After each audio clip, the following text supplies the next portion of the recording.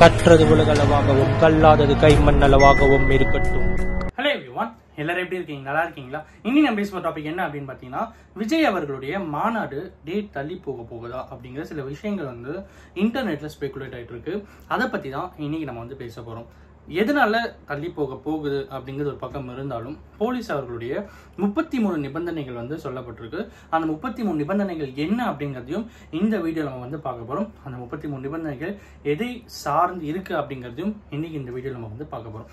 So first விஷயம் என்ன அப்படின்னு பார்த்தீங்கன்னா, தமிழக வெற்றி கழக மாநாட்டின் மேடை, மாநாடு இடம், நெடுஞ்சாலை, பார்க்கிங் வசதி எல்லாத்தையுமே வந்து கொடுக்கணும் அப்படின்னு சொல்லியிருக்காங்க. அனுமதி கேட்டு கொடுத்த மனுவில் 1.5 லட்சம் பேர் வருவாங்க அப்படின்னு சொல்லியிருந்தீங்க. அப்புறம் நாங்கள் வந்து எக்ஸ்பிளனேஷன் கேட்கும்போது அதில் வந்து 50,000 பேர் தான் வருவாங்க அப்படின்னு சொல்றீங்க. அப்போ எங்களுக்கு 50,000 பேருக்கு எங்களால் வந்து போலீஸ் பாதுகாப்பு கொடுக்க முடியும் அப்படிங்கிற மாதிரி ஒரு விஷயத்த அவங்க வந்து சொல்றாங்க போலீஸ் டிபார்ட்மெண்ட்ல. சரிங்களா? மாநாடுக்கு 2 மணிக்கு ஸ்டார்ட் ஆகுது அப்படின்னா 1:30 மணிக்கு எல்லாரும் உள்ள வந்துடணும் அப்படிங்கிற 2வது விஷயத்தையுமே அவங்க வந்து சொல்றாங்க. 3வது விஷயம் என்ன அப்படின்னு பாத்தீங்கன்னா, வரவங்க எல்லாருக்குமே ஃபுட் ப்ரொவைட் பண்ணணும், தண்ணி வந்து இருக்கணும் அப்படிங்கிற மாதிரி சொல்றாங்க. அது 50,000 பேர் நீங்க சொல்லியிருக்கீங்க. ஆனா நீங்க கொடுக்கப்பட்ட பார்க்கிங் வசதிக்கான வெஹிக்கிள்ஸ் கவுண்ட் பேஸ் பண்ணி பார்க்கும்போது 20,000 பேர் தான் வர மாதிரி இருக்கு.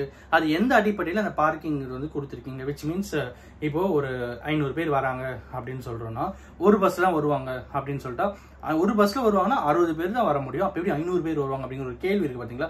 இந்த மாதிரி ஒரு கேள்வி வந்து எழுந்திருக்கு அப்படிங்கிற மாதிரி சொல்றாங்க. ஸோ நெக்ஸ்ட் என்ன அப்படின்னு பாத்தீங்கன்னா, மாநாட்டுக்கு வந்துட்டு போறவெல்லாம் குண்டும் குழியமா இருக்கு, அதெல்லாம் ப்ராப்பரா கரெக்டா மேனேஜ் பண்ணுங்க அப்படிங்கிற ஒரு விஷயத்தை வந்து சொல்லியிருக்காங்க. நெக்ஸ்ட் என்ன அப்படின்னு பாத்தீங்கன்னா, 85 ஏக்கர் இடம், ஓகேங்களா? மாநாடு கொடுக்கப்பட்ட இடம் வந்து 85 ஏக்கர். அந்த 85 ஏக்கர்ல மாநாடு, ஸ்டேஜ், அப்புறம் ஆடியன்ஸ் 50,000 பேர் உட்காந்துக்கு தவிர்த்து மற்ற எல்லா இடத்துலையும் மேக்ஸிமம் இந்த பார்க்கிங், அப்புறம் இந்த டாய்லெட் ஃபெசிலிட்டிஸ், அந்த பந்தோபஸ்து இதெல்லாமே கரெக்டாக மெயின்டைன் பண்ணுங்க அப்படின்ற மாதிரி சொல்லியிருக்காங்க. விஜய் நான் வந்துட்டு போற அந்த பர்டிகுலர் வழியை மட்டும் நம்ம தடுப்பு சுவர்லாம் போட்டு கரெக்டாக மெயின்டைன் பண்ணிக்கோங்க அப்படிங்கிறாங்க. நீங்க சூஸ் பண்ண இடத்துல சுற்றி என்ன இருக்கு பார்த்தீங்கன்னா, ரயில்வே ட்ராக் இருக்கு, அப்புறம் 6 கிணறு இருக்கு. அதனால மக்கள் யாரும் அந்த பக்கம் போகாத மாதிரி பார்த்துக்கோங்க அப்படிங்கிற விஷயத்தையுமே அவங்க வந்து சொல்லியிருக்காங்க. ஸோ நெக்ஸ்ட் என்ன அப்படின்னு பார்த்தீங்கன்னா, இது வந்து ஹைவே ஒட்டி இருக்கிற விஷயம் அப்படிங்கிறதுனால இங்க வந்து நிறைய டிராஃபிக் எதுவுமே இல்லாத மாதிரி மேனேஜ் பண்ணிக்கணும் அப்படிங்கிற மாதிரி சொல்றாங்க. அதெல்லாம் வந்து கன்ஃபார்ம் பண்ணிக்கோங்க அப்படின்னு சொல்றாங்க.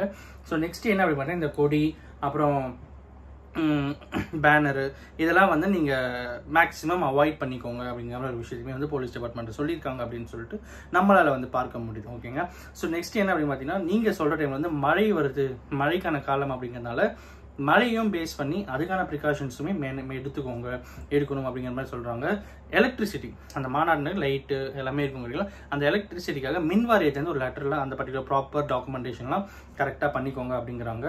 அப்புறம் மக்கள் கூட்டம் வர்றதுனால அங்கங்க ஏதாவது ஒரு எல்இடி அமைக்கணும் அப்படிங்கிற மாதிரி சில விஷயங்கள்லாம் வந்து சொல்றாங்க. அப்புறம் சிசிடிவி கேமரா வைக்கிறது, அந்த ஃபுல்லா சுத்தி இருக்கிற மொத்த இடத்துலையுமே வந்து சிசிடிவி கேமரா வைக்கிறது, இந்த மாதிரி இருக்கிற எல்லா விஷயங்களுமே நீங்க வந்து கரெக்டா மேனேஜ் பண்ணிக்கணும் அப்படிங்கிற மாதிரி சொல்லப்பட்டிருக்கு.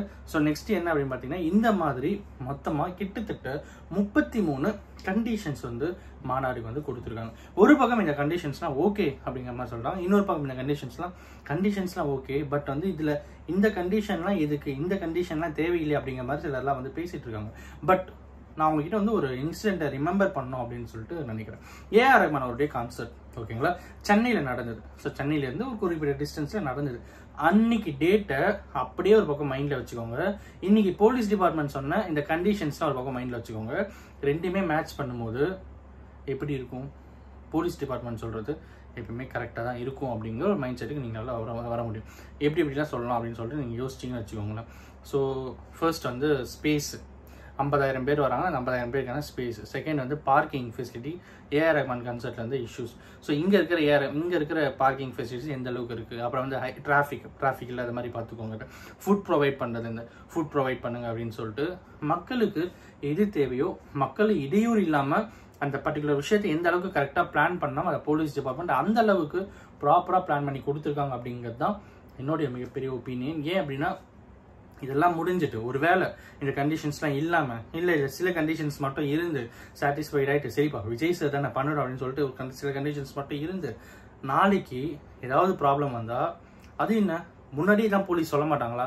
முன்னாடியே இப்படி சொல்லி இந்த மாதிரிலாம் பண்ணியிருப்போமே அப்படிங்கிற மாதிரி பேச்சுகள் வரும். ஸோ அதனால இது வந்து ஒரு ஆளும் கட்சியுடைய சிலர்லாம் டைரெக்டாக என்ன அட்டாக் பண்ணாங்கன்னா ஆளும் கட்சியுடைய ப்ரெஷராக இருக்குது அப்படிங்கிற மாதிரி சொல்கிறாங்க. சிலர்லாம் வந்து இதெல்லாம் வந்து விஜய் அவர்கள் அரசியலுக்கு வர்றது மிகப்பெரிய பயமாக பார்க்கப்படுது அப்படிங்கிற மாதிரி சொல்கிறாங்க. But apart from everything, பப்ளிக்கோடைய கன்சர்ன்ஸ், பப்ளிக்கோடைய வியூ படி போலீஸ் டிபார்ட்மெண்ட் கரெக்டாக நடந்திருக்காங்க அப்படிங்கிறது தான் என்னுடைய மிகப்பெரிய ஒப்பீனியன்.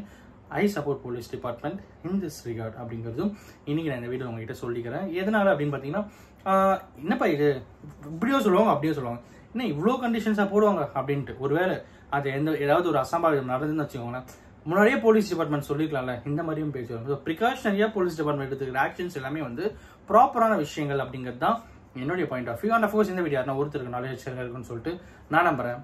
Thanks much.